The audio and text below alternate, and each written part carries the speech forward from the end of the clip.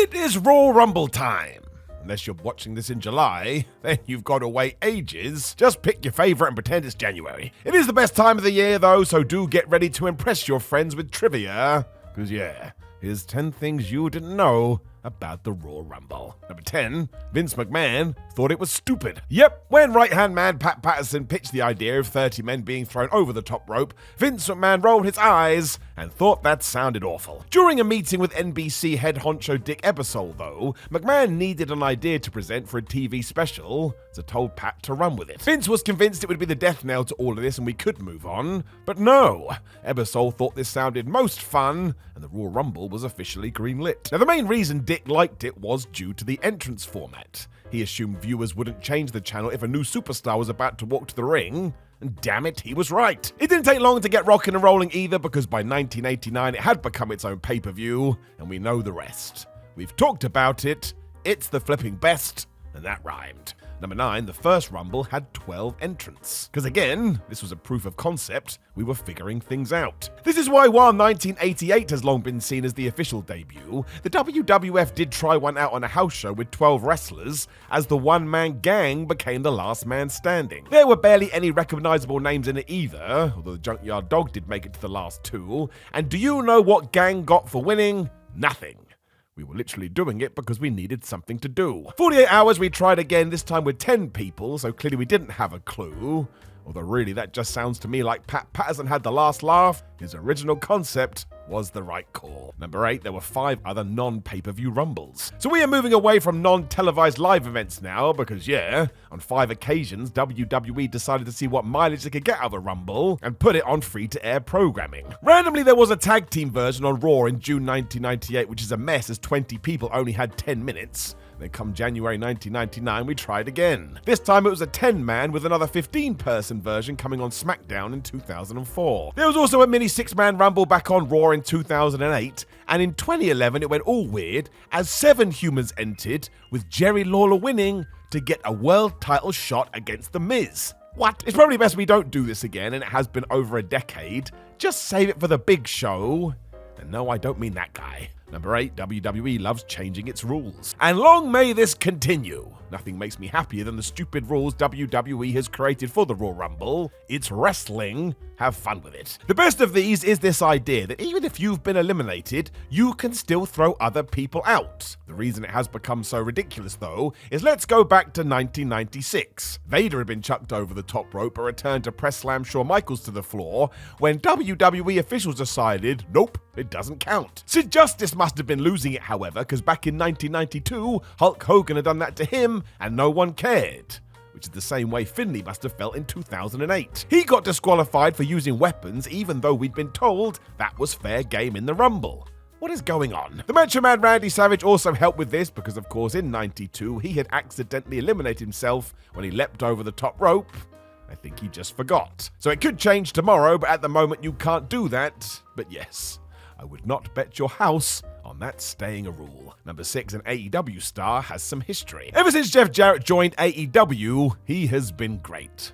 It was quite the surprise and a nice reminder, always let things play out. I'm just happy he's around. It rounded off quite the mini run for Jeff, because back in 2019 he was a surprise in the Rumble, and while seemingly just there for a spot of fun, there's actually more to this. Because if we look into the dates, his last Rumble was in 1999. Meaning there was a whopping 20 years between appearances. You won't be surprised to hear that is a record, and I don't know who beats that. 2 decades? Not gonna happen. Hacksaw Jim Duggan did hold this record for a while as well at 17 years, so yeah. If it does go down, it'll be quite the surprise. Maybe Roman Reigns turns up in 2044. Number 5, John Madden was asked to commentate. For whatever reason, Vince McMahon decided the 1994 Royal Rumble needed some extra pizzazz to it, when somebody mentioned that legendary NFL commentator John Madden was between jobs. Bam. They instantly reached out to him, and as I'm sure you can figure out, he said no. John didn't think he'd be able to get the right tone across. He didn't watch that much wrestling. According to Bruce Pritchard on his podcast, McMahon really pushed for this, but when no amount of money would do the job, he settled on Ted DiBiase instead. Turned out that was an error. Because very strangely, the $1 Million Man just couldn't get it together, meaning when you do break it down, John Madden would have likely done a better job.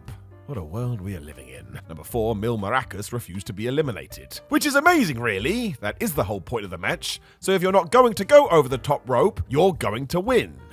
Maybe this was Maracus' hope. Either way, the legendary luchador was entered in the 1997 version along with a bunch of Mexican stars, as the WWF tried to appeal to a wider audience. I don't think anyone thought someone like Mil would come in and protect their star status, though. But he did. It would simply look terrible for him to go back home after failing, which triggered a huge back and forth. And what was the result? Well, Maracus can just go get rid of himself. This is why Mil just climbs to the top rope and throws himself to the outside onto somebody else, because we were mucking around with the rules again, and here, this said he was done. Do you want to know the best bit, though? If you do watch it now, Maracus actually climbed through the middle rope before his hurl, so technically, he is still in the thing. Justice for Mil, he was never asked back again.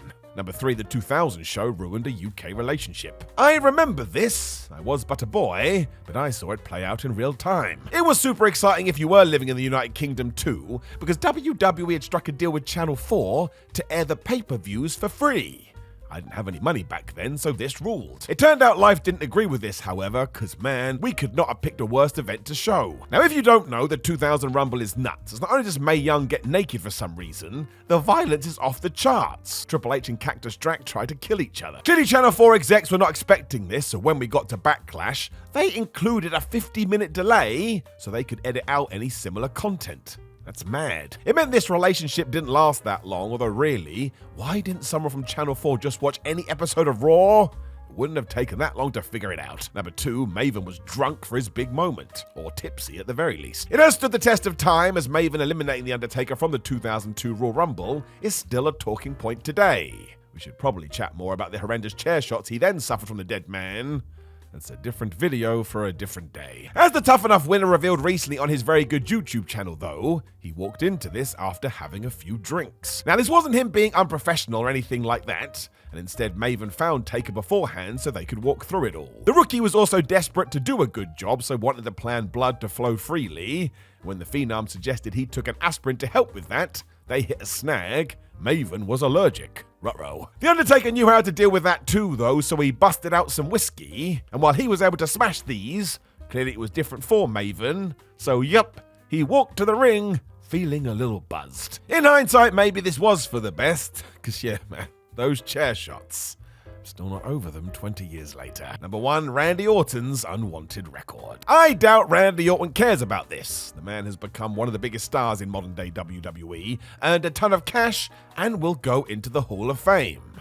He has smashed it. If we do go back to the 2021 Royal Rumble though, which was won by Edge, you may remember him and Randy were in there for ages. I think the official time was 58 minutes and 30 seconds. That's a long-ass run. What sort of slipped under the radar, though, is that Orton eliminated nobody. That's right. It means he is officially the person who has spent the longest time in a Rumble without throwing one guy out of there. And I know there is an asterisk as he was out of the thing for ages after a brawl with the Rated R superstar. But still, you can't argue with numbers, and you can't argue with maths. Even Edge during this time was only able to hurl out Seth Rollins, Braun Strowman, and the Viper himself, which also ain't great. He does get away with it, mind, because it was still better than Randy. If you did enjoy that, please click the video on the screen right now, which is 10 secrets to a guaranteed pop in wrestling, which you usually get if you are a surprise in the Royal Rumble. Like the video, share the video, and subscribe.